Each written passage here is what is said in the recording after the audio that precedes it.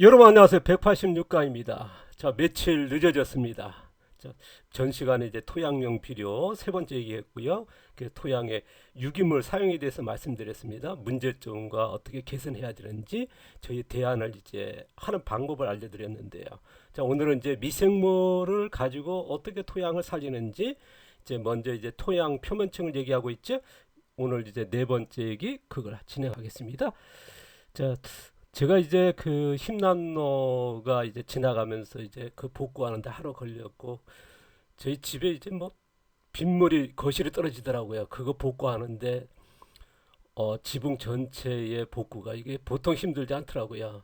저는 이제 아마 이런 기술자도 아니고 그래서 이제 고압 세척기 빌려다가 이제 물 청소하고 그 다음에 그 누수 지역 찾아서 이제 방수 처리하고 그 다음에 방수 페인트 칠하고 하다 보니까 3, 4일 동안 꼼짝을 못 했습니다. 거기다가 이제 힘남노 그 시기에 이제 어깨 다친 데다가 이제 목까지 이제 올라왔거든요. 그래서 목이 전혀 움직이지 못한 상태입니다.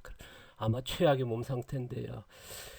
바쁜 데다가 이제 좀 며칠 늦어진 거 좀 양해 구하고요. 오늘 얘기 중요한 내용인데 제가 컨디션이 최상태가 돼야 되는 내용들이거든요. 그런데 이제 좀 하필 좀 제가 이제 관리상 좀 어, 좀 어, 관리 못한 거죠. 제가 이제 잘못인 것 같습니다. 다시 한번 이제 느끼게 되는데요. 자, 토양용 비료, 좋은 토양 표면층 만들기 전편에 이제 유기물 사용 얘기했고요. 자, 오늘은 이제 미생물 얘기한다는 말씀 드렸습니다. 번 시간 내용 조금 말씀드리면요. 좋은 토양 효과 하기 위해서 많은 유기물 종류와 유기물 양을 넣었을 때 여기에 따라서 미생물 종류와 미생물 양이 달라진다는 말씀을 드렸습니다. 거기에 따라서 토양 자생력이라든가 작물 양분 생산량, 그 다음에 풀양 발생이라든가 병해충 발생, 그 다음에 생산 비용의 발생의 차이가 전혀 달라진다. 큰 차이가 있다는 말씀 드렸죠. 이거에 대해서는 제가 계속 반복적으로 기초서부터 해왔는데요. 이거에 대해서는 뭐 다시 한번 이걸 알고 가야 되는 문제죠. 우리가 보편적인 농업의 그 90%가 이렇게 바깥이지 않습니까? 아니면 이제 비닐 멀칭하죠. 바깥에 한 다음에 그다음에 토양이 노출되고 그러다 보니까 미생물, 동생물이 서식화 환경은 어쨌든 미생물이나 동생물은 뭡니까? 우리가 자연 습속 같이 이게 덮여 있거든요. 어디든. 근데 농경지는 이렇게 뭐랄까요? 바깥에 하면서 노출돼 있죠. 그러다 보니까 유기물이 적게 되고 미생물이라든가 동생물이 적겠죠. 그러니까 이런 상태가 되니까 토양 자생력이 떨어지니까 이제 토양 자생력이 높여야 된다. 그래서 유기물 넣는데 어디 넣습니까? 땅 속에 넣는 거거든요. 그러니까 자연에 역순하는 거죠. 자연에서는 이제 누가 놓습니까? 근데 농지에서는 농업에서는 이제 바깥에 하면서 넣는다. 아니면 뭐 포크레인 파가지고 최근에 보면 놓고 그러지 않습니까? 그래 유기물 넣어도 효과 없다라는 거. 그 다음에 미생물이 또 그쪽에 많이들 넣고 있습니다만 효과 없다라는 거. 그러다 보니까 토양 자생이 떨어지면서 농자 사용이 증가되고 생산 비용이 증가하면서 농업 경쟁이 저하되는 총체적인 문제죠. 이거에 대해서는 아마 농사를 짓고 공부하시면 아마 듣기도 하고 알고 있을 겁니다. 이걸 어떻게 되는지 계속 얘기하고 있는데요. 다시 한번 말씀드리면요. 그것을 이런 문제를 알고 있으면서 알다 보니까 이제 그런 토양 보건 기술이 많이 이제 공유되고 있거든요. 그래서 토양 검증 처방서라 해가지고 뭐 토양의 유기물량하고 뭐 그렇게 하지 않습니까? 뭐 pH 검사하고요. 그래서 많은 유기물 투입하지 않습니까? 근데 결과는 뭐냐? 토양 자생력이 저하되고 있다. 근데 우리가 토양 자생을 높일 수 있는 유기물량보단 몇 배 쓰고 있다는 말씀을 드렸지 않습니까? 바로 전편에도 얘기했는데요. 그 정도로 많이 쓰고 있는데 근데 유기물량이 적은 줄 알고 있거든요. 근데 많이 쓰는데 효과를 못 본다는 거거든요. 그 문제에 대해서는 제가 이제 전편하니까 참고고요. 자, 오늘 얘기입니다. 표면층에 좋은 토양 만들기. 자, 앞서는 이제 유기물이고요. 유기물에서 문제 대안 얘기했고요. 미생물입니다. 자, 우리가 좋은 토양이라는 거는 많은 유기물과 그 다음에 이제 유기물 종류, 그 다음에 그에 따라서 미생물 종류와 미생물 양이 달라진다는 말씀드렸지 않습니까? 그러니까 좋은 토양의 영향은 뭐냐? 유기물과 미생물이라는 말씀. 그래서 두 번 미생물인데요. 자, 앞서도 얘기했습니다. 현대 농업의 한계는 뭐냐? 풀리지 않는 숙제죠. 자, 많은 유기물 넣습니다. 많은 미생물 넣고요. 현대 농업에서 미생물 안 쓰는 농부가 없으면 도시농업 농부들이나 어디 전업농이나 유기물 많이 쓰지 않습니까? 우리가 쓰고 있는 비료는 다 유기물이니까요. 그다음 미생물 뭐 EM이라든가 뭐 토착 미생물 이거 안 쓰는 사람이 없을 정도로 쓰고 있거든요. 근데 30년 결과는 뭐냐? 토양 자생이 계속 떨어진다. 근데 좋아진다 예치는 사람이 있습니다. 근데 전체적으로 봤을 때에 진짜 뭐랄까요? 베테랑 농부들 만나보면 토양 자생이 이렇게 좋아진다 얘기하면요 웃습니다. 유기농 하면 뭐 좋아진다 하신 분이 있으면 유기농 진짜 30년 하신 분들이요 이것 때문에 제일 곤란하고 제가 이제 사람 안 맞는 데서 이제 그런 뭐랄까 인맥을 통해서 찾아와 가지고 그분들하고 우리나라의 명인들이라는 분들이거든요. 근데 이 문제를 알고 있거든요. 근데 풀 방법이 없는 거죠. 30년, 20년 했는데도 그렇게 돼가지고 이 문제를 알고 있거든요. 근데 이제 간혹 보면 이제 초보자 되신 거나 이제 공부하신 분은 뭐 유기물 많이 넣으면 토양 좋아진다. 책은 그렇게 나와 있지만 실제적으로는 이게 안 된다는 거. 이게 신체적 문제인데요. 그래서 오늘은 앞서 유기물에 대해서는 얘기했고요. 왜 이런 토양질이 떨어지는지 얘기했고 대안을 얘기했고 오늘은 미생물이죠. 다시 한번 얘기하면요. 토양 자생이 높이는 토양 미생물의 90% 서식하는 이제 토양 미생물은 어떻습니까? 토양의 표면층이 거의 90% 살지 않습니까? 그 다음에 식물 뿌리가 있는 표토층이고 그 다음 심토층은 이제 거의 무기 미생물이죠. 표토층과 우리가 표면층은 뭐냐? 거의 유기 미생물이 살아야 되거든요. 근데 우리가 표면층이 뭐냐? 거의 바깥이 표토층까지 해버리니까요. 그래서 서식 환경이 파괴되니까 이제 많은 유기물 넣지 않습니까? 여러 가지 종류에 따라서 넣습니다만은 어쨌든 토양 자생이 떨어진다는 거. 그래서 토양 보건 기술의 한계, 현대 농업 기술의 한계라고 하는 것은 이제 제가 앞서 자세히 소개했고요. 이걸 참고하시면서 오늘 미생물 얘기도 거의 비슷해지거든요. 이게 연결돼 있으니까요. 이걸 알고 있어야 또 다음 얘기가 되는 거고요. 오늘 얘기가 이해가 되겠죠? 자, 미생물 한계. 이거를요. 제가 이제 미생물 사용 한계 아니면 문제라 볼 수 있는 건데요. 모르겠으나 사람에 따라서 차이가 있을 겁니다. 저는 이제 한계와 문제를 얘기하겠습니다. 이거를 섹션을 나눠서 얘기하겠습니다. 첫 번째가 뭐냐? 제가 생각하는 문제는 뭐냐? 토양 자생이 높이기 위해서 많은 미생물 토양을 투입하는데 토양 자생이 떨어진다는 문제 첫 번째로 꽂았습니다.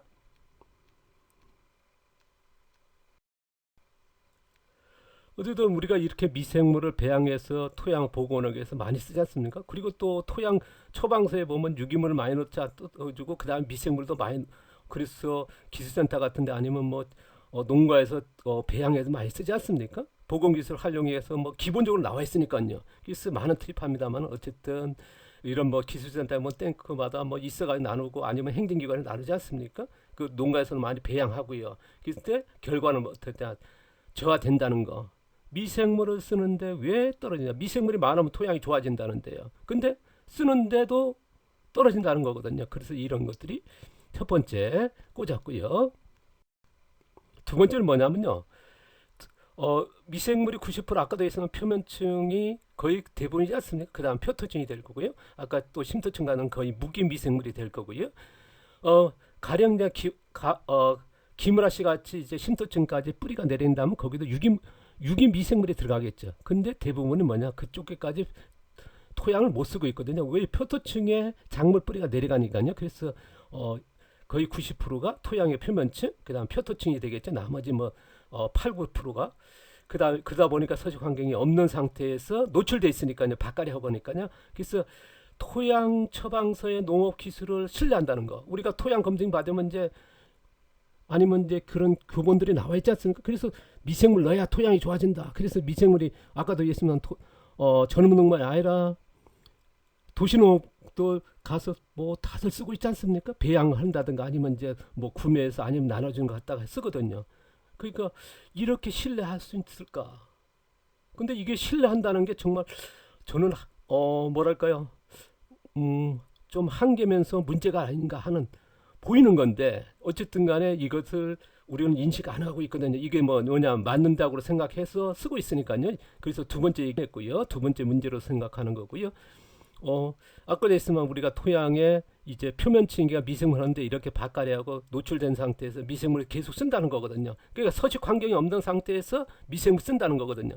그러면 이제 반대적으로 뭐냐 이렇게 멀칭해서 미생물 환경을 만들어서 이제 농사 짓는 방법도 있는데 왜 굳이 이렇게 할까? 저는 근데 미생물 서식 환경 없는 상태에서 미생물 사용하는 거에 하나의 표준적인 농업 기술이 됐다는 거. 또 그런 토양 검증이랄까 처방선이랄까 이런 기술이 하나 표준화 되다시피 했거든요. 이거를 굉장히 신뢰합니다. 저 같은 사람이 뭐 가서 강의에도 보면요 반박하고 뭐 참 지금도 보면 이런 글들이 넘쳐나죠. 방송도 그렇고요. 자, 세 번째는요 뭐냐 그러면 미생물 서식하는 아까도 있습니다 표면층이었죠. 햇빛 노출 상태에서 미생물 서식 환경 없는 거죠. 없는 상태에서 미생물 사용한다는 거. 우리가 숲속에 가면 이제 뭔가 그 유기물 같은 뭐 낙미라든가 그런 게 덮여져 가지고 미생물이 산다는 거는 누구나 상식적으로 알고 있거든요. 그리고 표면층에 미생물이 많다는 건 누구나 알고 있습니다. 이건 농사 교육에서 뭐랄까요? 화학용이든 친환경이든 유기농이든 어떤 농업에서도 그런 기본을 알려드리거든요. 근데 바깥에면서 미생물의 서식 환경은 전혀 없는 거죠. 거기다가 뭐 비닐 피복한다든가 노출 상태에서 그러면서 또 토양이 좋아지라고 미생물 쓴다는 거. 그러니까 미생물 서식 환경 없는 데서 미생물 사용하는 이것도 아이클라는 거죠. 풀지 못하는 숙제입니다. 이거 어떤 생각을 하는지는 뭐 어쨌든 모르겠습니다만 토양이 좋아질까 하는 기대 심리 아니면 표준적인 농업 기술이 된 이거에 따라 신뢰 어쨌든 이런 것들이 저는 한계라 보고 있고요. 그래서 이게 노출 상태 그러니까 노출됐으니까 미생물 서식 환경이 없는 거거든요. 그래서 이렇게 미생물 서식 환경을 얼마든지 만들고 있으면 만들 수 있는데도 어쨌든 이렇게 유기물 멀쩡해서 미생물 서식 환경을 만들면 뭡니까? 좀 이상한 사람을 보죠. 이게 현재 농업계에 뭐 최근에 이제 많이 바뀌고 있습니다만 어쨌든 지금도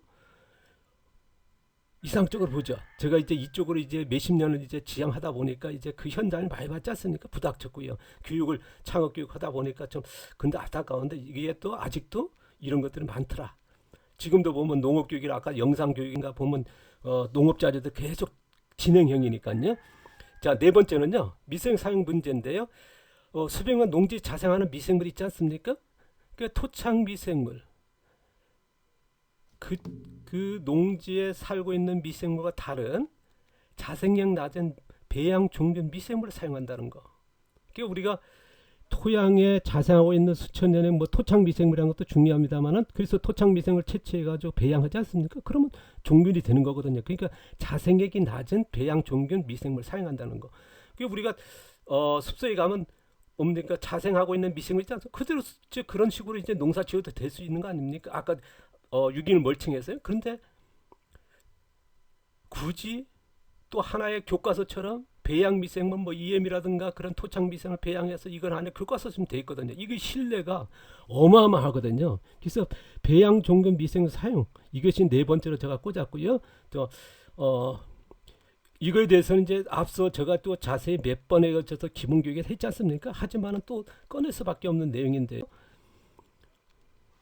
보면 이제 토양의 노출 상태 서식 환경에서 이렇게 배양 미생물 뭐 설탕이라든가 감자 넣어서 배양하지 않습니까? 그래서 이런 배양 종균 미생물을 사용하는 거거든요. 그러니까 서식 환경이 없는 상태에서 토양이 노출 상태에서 자생력이 나든 또 미생물을 배양해서 거기다가 뭡니까 농지에 있는 배지 쉽게 말해서 뭐냐면 농지에는 뭡니까 농작물 잔사라든 거기에 있는 유기물에 살고 있는 그럼 그 미생물이 달라진다 했지 않습니까? 배지마다 유기물에 따라서 미생물이 달라진다. 우리가 숲속은 뭐냐 낙엽 같은 데는 뭡니까 곰팡이나 버섯균이 살고요. 그 다음에 녹색풀 같은 게 뭡니까 박테리아가 살다 있지 않습니까? 근데 우리는 설탕 같은 걸로 해서 감자를 해가지고 배양된 종균이거든요. 그래서 이런 거를 놓는다는 거. 이렇게 녹갈색 유기물 아니면 갈색이라든가 아니면 뭐 녹색 해가서 이렇게 원원종 미생물에 자연서식하는 게 왜냐하면 토착 미생물 원원종이거든요. 근데 토착 미생물 가져와도 배양되면 뭐냐 자생이라는 종균 미생물이 된다는 생각을 못 하고 있거든요. 지금도 아직도 그게 하나의 뭐냐 종균 미생물을 쓰는 것에 대해서 뭐 교과서적으로 돼 있기 때문에 이거에 대해서 왈가벗어서 제가 이제 그런 입장입니다만은 어쨌든 저는 이제 원원적 미생물 이거에 따라서 쓰는 게 맞지 않나 하는 저의 의견이고 여러분이 어떻게 쓰는 거에 따라서 뭐 각자의 자유니까요. 우리가 뭐 10,000원짜리 가방 들든 10만원짜리 가방 들든 1,000만원짜리 가방 들든 자유 아닙니까? 뭐 잘못됐다 잘됐다 무슨 뭐 그거 들으면 된다 안 된다 그런 것도 없지 않습니까? 당연히 뭐 자기가 이제 누릴 수 있는 권리고요. 뭐 미생물도 마찬가지입니다. 제가 하나 더 말씀드리면요. 앞서도 얘기했습니다. 육해공에 자연적으로 자생하는 미생물, 우리 농지의 숲속에 공터에 살고 있는 미생물, 나무 한 그릇에 살고 있는 미생물, 공기 중에 있는 미생물, 땅에 있는 미생물, 물에 있는 미생물, 자연적으로 자생을 이걸 원원적 미생물 했지 않습니까? 여기서 첫 번째 채취된 게 최종된 게 원적 미생물이 되겠고 여기서 이제 우리가 설탕이나 감자라든가 뭐든지 해서 배질해서 또 배양했다 했을 때 이것이 종균 1이 된다는 말씀드렸습니다. 그 다음에 여기다 또 하게 되면 종균 2, 종균 3, 종균 4가 된다 했습니다. 근데 우리가 농업에서 그럼 어떤 미생물 써야 될까요? 그럼 우리가 자연에 어디든 원원적 미생물이 있는데 지금 농업에서는 뭡니까? 종균 쓰고 있거든요. 자 보십시오. 우리가 바이러스는요. 숙주체에서 하는 거고요. 우리가 일반적으로 이제 그 세포성 미생물 같은 경우는 이제 비세포성은 이제 바이러스고요. 세포성 미생물 같은 게 2, 30분 분열되거든요. 그러니까 30분 후에 2개 되고 그다음에 1시간에서 4개가 되는 거거든요. 그런 식으로 그러면 24시간 배양했을 때 몇 개가 될까요? 그 과정에 그러면 48시간이니까 24시간에 48대죠. 그게 늘어날 때마다 2배씩 증가하지 않습니까? 준비할 때마다 그 30분 동안 뭘 먹고 자랐냐? 설탕으로 배양을 했다면 설탕 배지에 그 영양으로 성장한 거거든요. 그럼 계속 그러면 힘이 어떻게 될까요? 그럼 그쪽 배지에 하면서 또 자생이 또 낮아지는 거거든요. 그러니까 종균 100이 되고 종균 만이 되고 그러니까 이거에 대해서는요. 많은 분들이 아직도 구분을 안 돼 있으니까 이제 뭐랄까요? 종균 미생물을 따지지 않습니다. 교과서도 안 나와 있으니까 이제 제가 이제 교육을 하면서 원원적 미생물과 원종하고 종균하고 이렇게 나눠가니까 어떤 대학에 가서 대학원생들하고 교수님 대상으로 교육할 때 교수님들 깜짝 놀라더라고요. 농과학에 자연과학에 그쪽에 있는 분들이 이걸 처음 들으니까. 근데 연구실에서는 알고 있거든요. 근데 우리가 학문적으로 안 나눠 있거든요.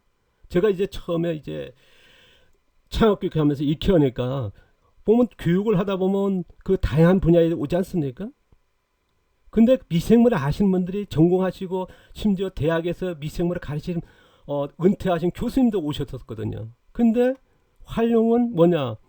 분야의 미생물을 알지만 이렇게 분명한 건 연구실에서는 이렇게 나누지만은 실제로 이런 어원적으로 나눠서 써보지는 않거든요. 그래서 깜짝 놀라시더라고요. 전데 지금도 농업에서 최근에 보면 제가 이제 10몇 년 동안에 하나 뭐랄까 자부심 느끼는 게 뭐냐? 원원종과 원종과 종균을 좀 나눈다는 거. 근데 우리가 버섯 분야는 벌써 원원종과 원종과 종균을 나누고 쓰고 있거든요. 그러니까 뭐냐 그러면요. 원종을 해가지고 버섯을 뭐 느타리라든가 뭐 만가다든가 송이를 키웠을 때 아니면 팽이버섯 같은 키웠을 때에 양송이가 키웠을 때에 생산량이라든가 뭐 흰가루병 같은 병해충이 발생하는 게 전혀 차이가 있거든요. 그러니까 우리가 지금 옛날 같은 경우는 거의 뭐 종균 1, 종균 2 썼거든요. 그러니까 생산량이 떨어졌거든요. 그러니까 지금에 보면 이제 종균 그런 하는 곳에 보면 원원종을 이제 원종을 채취하는 거죠. 그걸 하는 이유가 그 이거거든요. 이 차이가 원종과 종균 1 썼다 안 썼다 아니면 종균 2에 따라서 생산량과 이런 병해충이 발생이 전혀 달라진다는 거거든요. 이거에 대해서는 이제 앞으로 또 계속 얘기할 겁니다. 어쨌든 농업에서도 원원종을 못 쓰더라도 어쨌든 원종을 못 쓰더라도 종균. 근데 원원종 쓰는 게 맞겠죠. 너무나 쉬우니까요. 이거에 대해서는 이제 가축이 어떻게 써야 되는지 아니면 농업이 어떻게 쓰는 앞서 저희가 자세히 소개했으니까 다시 한번 이제 토양 살리기 위해서 또 재차 얘기하는 거죠. 최소한도 이 기본은 갈고 갔으면 좋겠다. 미생물을 알고 뭐 얘기하신 분들 되게 만나거든요. 그런데 몇십 년 했습니다. 뭐 어떻게 농업을 하고 뭐 그런데 이 미생물 가지고 얘기하면 거의 초보자 수준이거든요. 이게 정말 안타까운 일인데 어쨌든 이걸 갖고 가야 된다는 거. 이거에 대해서 이제 다음 편에 또 얘기할 거고요. 어쨌든 종균보다는 원원종 쓰는 쪽으로 가야 된다는 게 저희 생각입니다. 자, 저의 실전 기술입니다. 제가 학원 농업이 자연순환 유기농업이라 했죠. 줄여서는 자연 유기농인데 그러면 제가 하고 있는 농사 기술에서 그런 미생물 활용을 어떻게 하는지 이제 우리가 보통 아까도 얘기했지만 서식 환경이 없는 상태에서 이런 설탕이라든가 감자를 넣어서 미생물 배양해서 종균 미생을 쓰지 않습니까? 그러지 마시고 이렇게 녹갈색이라든가 아니면 갈색이든 아니면 이제 이런 뭐랄까요 볏짚이라든가 참깨대가 덮어서 그러면 원원적 미생물 자연에서 와서 서식하겠죠. 그러면 농사 되는 거거든요. 근데 굳이 종균 미생물 쓸 필요가 있을까 하는 거거든요. 이게 제가 이제 차이죠. 말씀드리고 싶은 내용인데 이거에 대해서 앞서도 얘기 계속 할 겁니다만 어쨌든 판단은 여러분이 하시고요. 다음 시간에 이어서요. 다섯 번째 생물 사용 문제 계속 이어가도록 하겠습니다. 제가 이제 미생물 얘기만큼은 제가 지금 창업교육을 1차 뭐 거의 20시간씩 1차, 2차, 3차, 4차 뭐 그런 식으로 하지 않습니까? 그때에 시작하면서 미생물 시작해서 계속 미생물 얘기하거든요. 그 정도로 미생물에 대한 얘기는 굉장히 많을 겁니다. 왜냐 제가 농사 짓기 전에 이제 그 앞서도 소개했습니다만 20살에 미생물 이제 제일 처음 드는 게 고등학교 2학년쯤에 될 겁니다. 그러니까 18살이죠. 1978년도 그쯤에 그래서 80년도 이제 수원역에 처음으로 육지라는 데 가가지고 우리 제주도에서 보니까 어디 기술원이든 어디든 다 찾아다녔거든요. 그러니까 미생물에 대해서 알고 싶다. 미생물이 뭐냐? 미생물 알려달라. 아무도 알려준 적 없다는 거죠. 그래서 처음으로 이제 대학 휴학하고 이제 80년 겨울에 수원역에서 4시간 동안 지나가서 4시간 미생물 아는 사람 있어야죠. 근데 어떤 신사분이 기술원 찾아가라 경기도 기술원 알려줘가지고 거기 가니까 거기도 없었어요. 알릴 사람 없다. 그래서 우리나라의 그 미생물 우리나라 대기업의 연구원들이 와서 1년 내지 6개월 아니면 3개월씩 파견돼서 그 미생물 배우고 있는 그 연구소였습니다. 거기에 들어가게 돼 있고 거기서 이제 미생물 뭐랄까요? 원원정서도 원정서 그러니까 미생물이라는 게 뭐냐? 제일 중요한 게 배지 1, 배지 2, 배지 3이란 게 이게 기본적이거든요. 이거를 1, 2, 3을 얘기할 수 있다 그러면 미생물에 어느 정도 다룰 수 있는 분이거든요. 근데 우리가 지금 설탕이나 감자, 배지 정도? 그러니까 감자가 뭐냐? PDA라고 하는 이제 그 버섯, 이제 감자, 배양, 배지 가지니까 그냥 그걸로만 하는 거죠. 이게 설탕하다가 진일보 된 게 뭐냐? PDA예요. 감자 삶아서 갈아 넣는 거.